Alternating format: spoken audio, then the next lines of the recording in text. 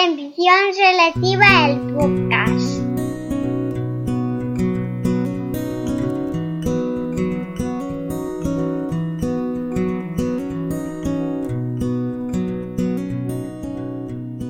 Buenos días y bienvenida a Atención Selectiva, el podcast. Hoy es 23 de octubre de 2020 y en la efeméride de hoy traemos, entre otros, un dato de 1915. Un 23 de octubre de 1915 en Nueva York, Estados Unidos, 33.000 mujeres marchan por la Quinta Avenida para protestar por su derecho al sufragio femenino. Las manifestantes llevan hojas con las firmas de más de 1 millón de neoyorquinas apoyando su protesta. La gran marcha por la Quinta Avenida en favor del sufragio femenino. Un acontecimiento histórico que hoy te queremos recordar aquí en la Atención Selectiva.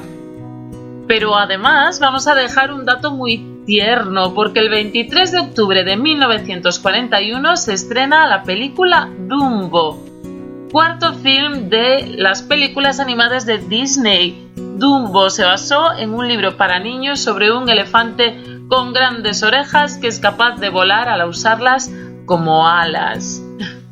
Por último, el 23 de octubre se conmemora el Día Mundial de Acción para la Supervivencia Infantil, gracias a Save the Children, que organiza todos los años esta propuesta con el objetivo de detener la mortalidad de niños menores de 5 años y madres por causas que se pueden prevenir, como lo puedan ser la neumonía, la diarrea o las complicaciones derivadas durante el parto o la desnutrición. En Atención Selectiva centramos nuestro trabajo de divulgación en el periodo infanto-juvenil, por eso estos datos nos parece que tengan mucha relevancia y aunque no tan en común con el tema de hoy, sí que es cierto que volvemos a hablar de educación, volvemos a hablar de infancia y vamos ya con el capítulo de hoy. En el capítulo de hoy hablaremos de los instigadores de la conducta violenta en la infancia.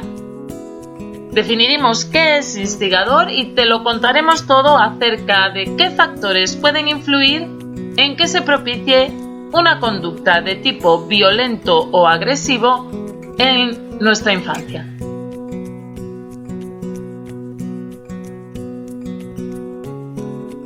Una de las preocupaciones sociales que más afectan a nuestra infancia y adolescencia es la omnipresente violencia entre iguales, entendida esta como un compendio de situaciones o conductas disruptivas que irían desde la influencia negativa en el otro hasta el acoso o bullying. Numerosísimos son, por tanto, los artículos académicos o divulgativos, así como los podcasts y los vídeos de YouTube que nos hablan de causas y procesos de la conducta violenta, motivo por el cual desde Atención Selectiva hemos querido hacer referencia a los factores situacionales que precipitan o influyen para que, más allá de causas biológicas, el ambiente sea determinante. Vamos a tomar como referencia, por tanto, el ambiente escolar y sus nexos colindantes a la hora de analizar los instigadores de la conducta violenta en niños y en adolescentes, porque toda información es necesaria a la hora de abordar la violencia y el conflicto, porque todo conocimiento nos puede ayudar a poner un atisbo de luz en esta lacra social llamada violencia. Empecemos preguntándonos ¿por qué agredimos a otros? A nivel general, esta conducta que en su día sirvió al ser humano para convertirse en la especie más superior, lo entrecomillo, en el planeta, por causa de supervivencia, está siendo la causa principal de destrucción de la propia especie.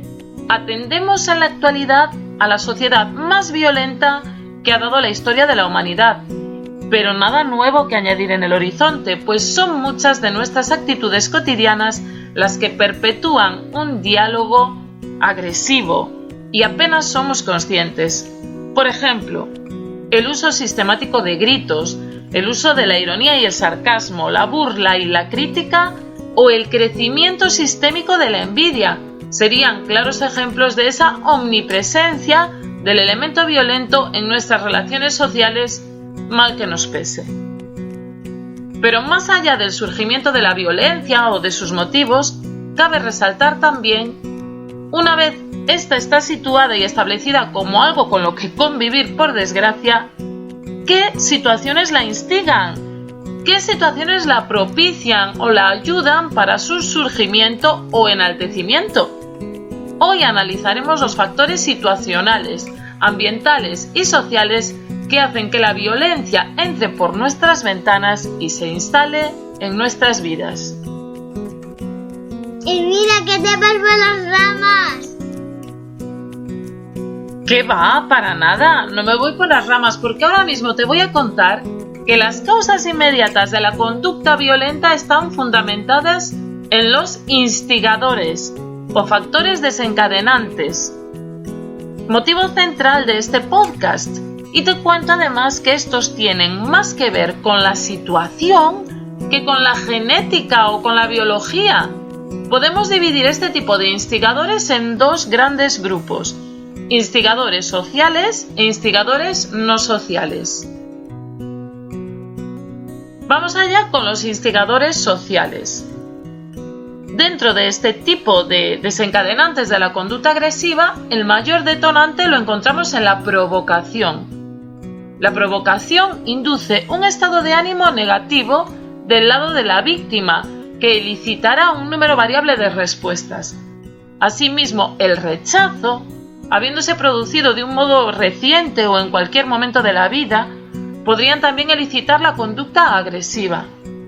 Ante una percepción del agresor de ser rechazado, la conducta violenta será mayor cuanto mayor sea su percepción de incapacidad de restaurar su sentido de pertenencia al grupo. Esto es, que si una persona se siente rechazada y piensa que esto no tiene solución, estará más predispuesta a usar la violencia en la resolución de conflictos entre iguales.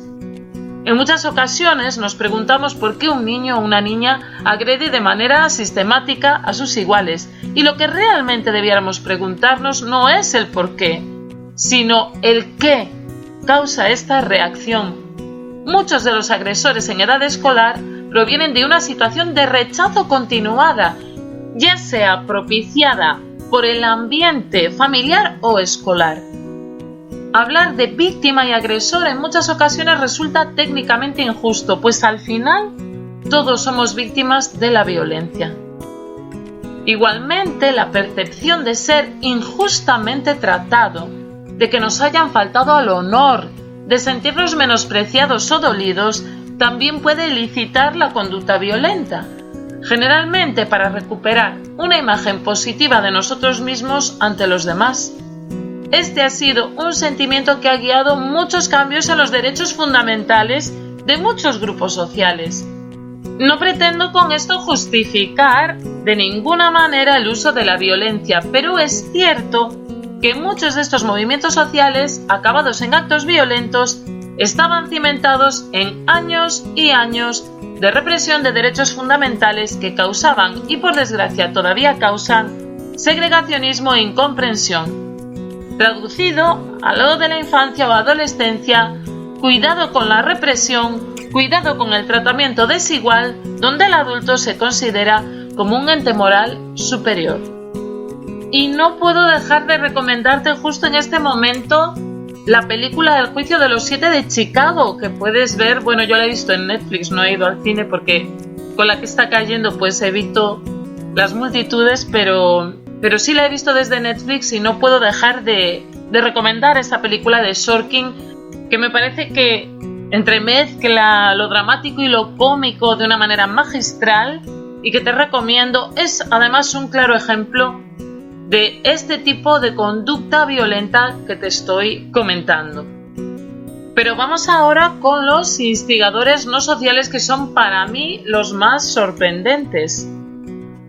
Es del lado de los instigadores no sociales de la conducta violenta donde nos encontramos toda una serie de factores, al primer golpe de vista simplistas, que podrían estar ilicitando este tipo de conductas ante nuestros ojos sin apenas darnos cuenta. El proceso de priming es un efecto relacionado con la memoria de experiencias previas, es decir, nuestra memoria implícita, que provoca situaciones de influencia en nuestras conductas, pensamientos o emociones relacionadas con la agresión. El caso clínico más estudiado es la tenencia de armas, pero son muchos los casos de factores que elicitan la conducta violenta a través de un estado de priming. En este sentido, cualquier estímulo que una persona relacione con una agresión puede aumentar o precipitar conductas violentas o agresivas con su mera presencia, no siendo necesario que la persona sea consciente de esta simple presencia. Este es el motivo por el que muchos agresores reproducen sus recuerdos de infancia si estos fueron violentos, y en un mundo en el que se normaliza la violencia, el proceso de priming fluye con gran fuerza. Por este motivo, un potencial agresor que está visionando imágenes violentas con frecuencia tenderá a emplearla a la menor ocasión, que se vea frustrado, y este es un mal endémico que todos fomentamos dando normalidad a que una imagen violenta forme parte de nuestras vidas vía telediario, cine, videojuegos, etc. Yo siempre voy más allá y, como sabes, recrimino mucho el juguete violento, porque me parece tremendo que a día de hoy la violencia entre por nuestros hogares y nos quedemos tan tranquilos. Pero por si esto fuera poco, existen además estresores ambientales que pueden inducir la presencia de la conducta violenta. Por ejemplo, ¿qué me dirías si te digo que en determinadas estaciones del año un aula es un detonante de la conducta violenta?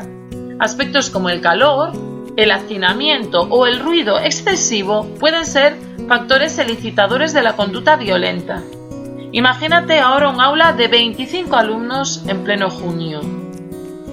Imagínatelas en plena crisis del COVID. Una de las causas más confirmadas en estudios del campo de la psicología social es la relación entre el calor y la agresión, lo cual ha dado lugar a la hipótesis del calor. Esta defiende que altas temperaturas se asocian con mayores niveles de agresión y violencia, por la relación de estructuras en el sistema nervioso, hipocampo y amígdala, que activan conductas de superación del estrés implícito en las altas temperaturas, como una respuesta de supervivencia. Nuestro organismo intuye que está en peligro y la amígdala, que es una estructura asociada a la modulación de la agresividad, se activa. Por otro lado, el hacinamiento o percepción de que hay demasiadas personas en un espacio reducido es una sensación subjetiva que puede darse en una situación variable de contextos, elicitando conductas que van desde la ausencia de esta hasta la promoción de la violencia. Si esto le añadimos ruido fuerte como un fenómeno aversivo incontrolable, tenemos un cóctel molotov en bandeja. Ante sensibilidades acústicas típicas de determinadas personas, típicas de determinados niños, la imagen se complica. Y es que la construcción en los últimos años ha primado muchas veces en los centros escolares, me estoy refiriendo ahora, ha primado pues la estética, y las aulas se hacen cada vez más pequeñas, aprovechando al máximo el mínimo de metros cuadrados por aula para lucir espacios como halls y pasillos, como zonas comunes para encontrarnos con lugares diáfanos, reduciendo las aulas al tamaño mínimo que requiere la ley. El hacinamiento en las aulas de los centros de nueva creación es una realidad, y que esto puede elicitar una conducta violenta también. Pero vamos a hablar también de la inhibición de la conducta violenta. Aunque por tradición estamos sujetos a una cultura que tiende a inhibir la conducta violenta, no podemos obviar que determinados casos provocan que esta inhibición no se produzca de manera natural. El consumo de alcohol o drogas puede afectar en este sentido en combinación con otros factores. Esto quiere decir que el alcohol en sí no es instigador de la conducta violenta, pero sumado a una percepción de rechazo o en un aula de secundaria reducida con una ratio desmesurada, la cual tiende a ser habitual, puede ayudar a que se sucedan conflictos violentos. Y por último, pero no menos importante, el anonimato. Otro de los factores que interfieren en la percepción de la inhibición de la violencia es el anonimato. La percepción de que nadie puede identificarnos o hacernos responsables de un acto agresivo inmediatamente activa la desinhibición de la conducta violenta. Sin embargo, no nos engañemos, Internet y las redes sociales son algunos de los inventos que ha hecho del anonimato un recurso habitual para ejercer la violencia con sensación de impunidad. Por tanto, ya ves que no solamente están los orígenes o la tendencia biológica de la conducta violenta, es que múltiples factores pueden influir en su presencia y por desgracia están rodeados. Me refiero a los niños y a los adolescentes, a los que constantemente intentamos proteger. Algo estaremos haciendo mal para haber puesto a su alcance toda una serie de instigadores de este proceso desde la normalidad. Luego dirán que si los colegios, luego dirán que si los padres y las madres, pero no se puede proteger a nadie de una sociedad violenta por natura, donde la agresividad se normaliza desde las instituciones. Y vuelvo a lo mismo de siempre, por desgracia. ¿Te preocupa el planeta y el medio ambiente? ¿Te preocupa la alimentación sana? ¿Te preocupa el feminismo? ¿Te preocupan las desigualdades sociales? ¿Te preocupa la crisis financiera? Te preocupan muchas cosas, pero la solución solo depende de tomar una única visión: la erradicación de la violencia. Esperemos darnos cuenta antes de que la propia naturaleza acabe con nosotros, porque pistas nos está dando. Para realizar este podcast he tomado como referencias bibliográficas el estudio Violencia en la infancia y adolescencia de Néstor Tawalski-Dezia de 2007 y también de Martina Verónica García Montañez y Asensio Martínez Cristian Amauri, Bullying y violencia escolar, diferencias, similitudes, actores, consecuencias y origen, de la revista Intercontinental de Psicología y Educación. Además, te voy a recomendar los siguientes perfiles de interés: el doctor Luis Gabriel Gómez Azpeitia, experto en la hipótesis del calor, y a Sonia Dabalsa, de Criar Amando, Amar Criando, certificada en crianza consciente y especialista en prevención de abusos y herida primaria. Además, te recuerdo que en el blog Atención Selectiva, www.atencionselectiva.com, podrás encontrar otros enlaces de interés como la violencia no es cosa de niños, homobullying, ciberbullying, sextorsión y bulicidio, nuevo lenguaje para la violencia en el ámbito de la adolescencia, del que también hay podcast, no recuerdo el capítulo, pero lo puedes encontrar aquí. Armas no son juguetes, trabajando la conciencia educativa desde Teaching y el método ninja contra el bullying. Y nos vamos ya con la cita de la semana. La cita de la semana.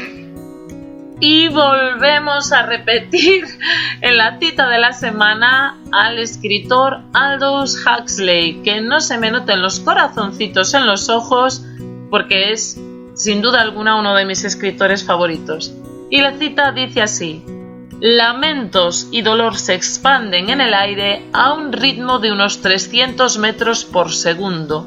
Después de propagarse durante 3 segundos, son completamente inaudibles. ¡Qué frase, qué cita! ¿Cómo nos deja el grandísimo y brillante escritor de distopías Aldous Huxley? En vez de decir la cita de la semana, voy a tener que decir la cita de Huxley, porque es que me encanta. Y nada, aquí lo dejamos. Como cada viernes volveremos el próximo viernes, a ver si no tenemos problemas como tuvimos la semana pasada. Y yo simplemente te recuerdo que si te ha gustado, si te parece de interés, te recuerdo que este es un capítulo especial que ya recogí también en el blog el trabajo yo creo que fueron más de 2 meses en total. Es un post que hago a modo de reciclado porque considero que es una información que puede llegar a más gente, que debe llegar a más gente. Así que te digo como siempre, si crees que hay alguien a quien le pueda beneficiar, si crees que hay alguien a quien le pueda ayudar, no dudes en hacérselo llegar, en compartirlo, que compartir es crecer, o incluso si hay alguien interesado en estudiar en esta línea, puede ponerse en contacto conmigo a través de del siguiente correo electrónico, contacto@atencionselectiva.com, y estaré encantada de mostrar pues mis referencias y mis estudios para realizar este podcast.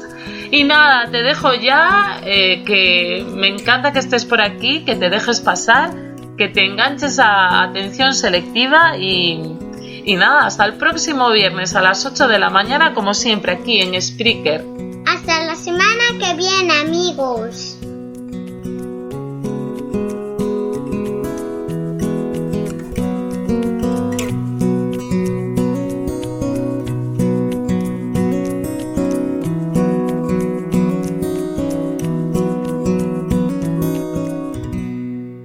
Quédate si quieres escuchar más contenido como este.